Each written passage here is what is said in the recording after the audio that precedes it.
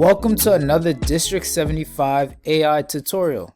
Today we will learn about using templates with Adobe Generative AI and Adobe Express to enhance your lessons. Adobe Express is IRMA approved and free to use for DOE students and employees. So the first thing you want to do is navigate to Adobe Express.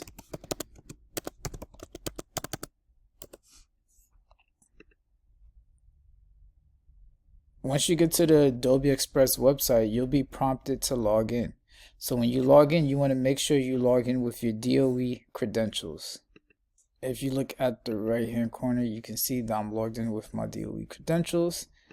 And as a DOE employee with your account, you'll be able to have 250 credits, which will allow you to use the generative AI features.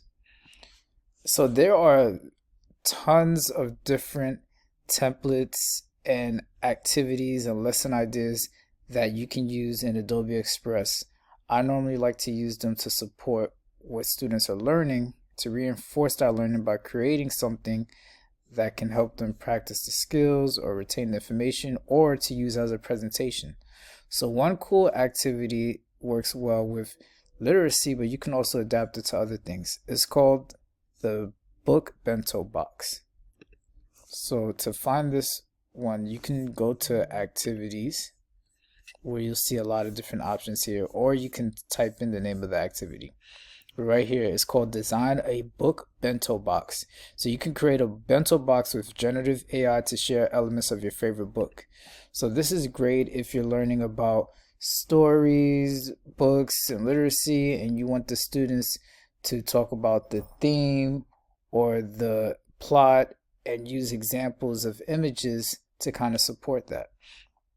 So once you're in Adobe Express, as you can see, you have your image template that you start with, so you could create.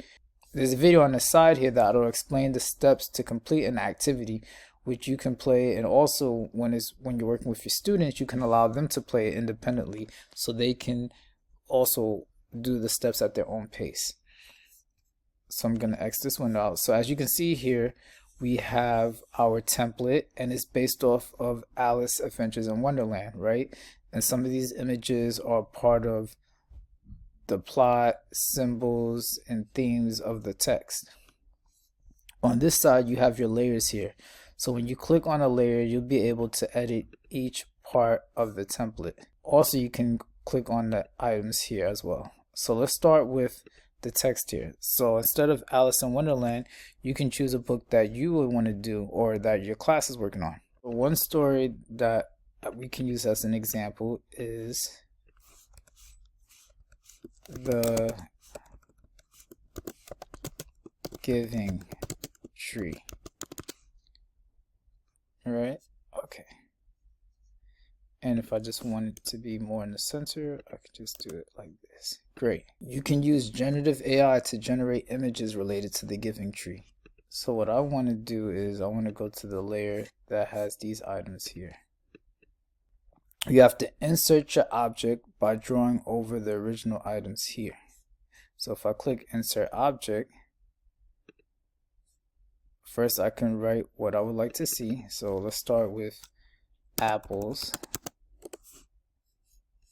And then it says brush to insert. So brush over the area you want to change, then click insert again. Don't worry about being precise. Okay, so I want to increase the brush size so that way it's a little bit bigger. So you can do that here.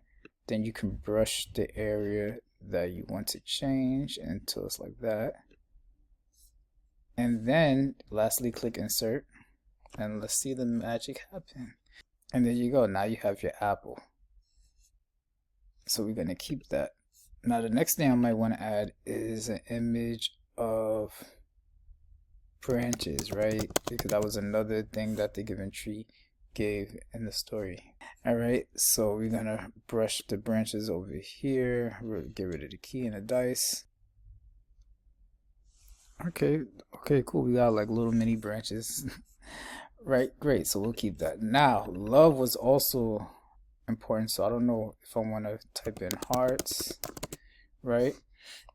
But we know that the tree gave because giving was his love language. And that was very important to the tree, right? To sacrifice. So we're gonna click insert. Okay, great. We got some hearts there to represent love. And then the last thing I could put there is maybe an image of a tree stump, right? Because in the end, that's all the tree had left. The tree said he didn't have no money, nothing else to give. But when he was an old man, that was all he needed. Okay, so that didn't come out exactly how I wanted it. So let's do some iterations so we can get. Oh wait, we have different examples. So that's another thing too. When you generate an image with generative AI, you'll get multiple options here. So this one is more like how it was towards the end of the book. Great. So there you go. So now, why don't you pause and try it by putting in a book that you're currently reading with your students, or a book that you like, just to test it out and give this step a try. And then let's continue to the next part. In the next part of the video, we will go over how to create a class in Adobe Express so you can assign this activity as an assignment.